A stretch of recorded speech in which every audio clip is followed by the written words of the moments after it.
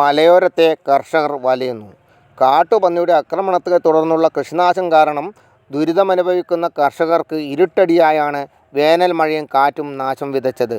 കഴിഞ്ഞ ദിവസം പെയ്ത മഴയിലും കനത്ത കാറ്റിലും നൂറുകണക്കിന് വിളകളാണ് നശിച്ചത്. കുലച്ച വാഴകളും റബ്ബർ മരങ്ങളും കവുങ്ങുകളുമാണ് നിലം പൊത്തിയതെന്ന് കൃഷിനാശം സംഭവിച്ച് സ്ഥലം സന്ദർശിച്ച ചെറുപുഴ കൃഷി അസിസ്റ്റന്റ് സുരേഷ് കുറ്റൂർ പറഞ്ഞു. തിരുമേനിയിലെ PT ജോജോമോൻ, EJ വിൽസൺ എന്നിവരുടെ 50 വീതം വാഴകൾ പൂർണ്ണമായും നശിച്ചു. ചുണ്ടയിലുള്ള VA ആൻ്റണി, MD തോമസ് എന്നിവരുടെ റബ്ബർ കവുങ്ങുകളും കാറ്റിൽ നശിച്ചു.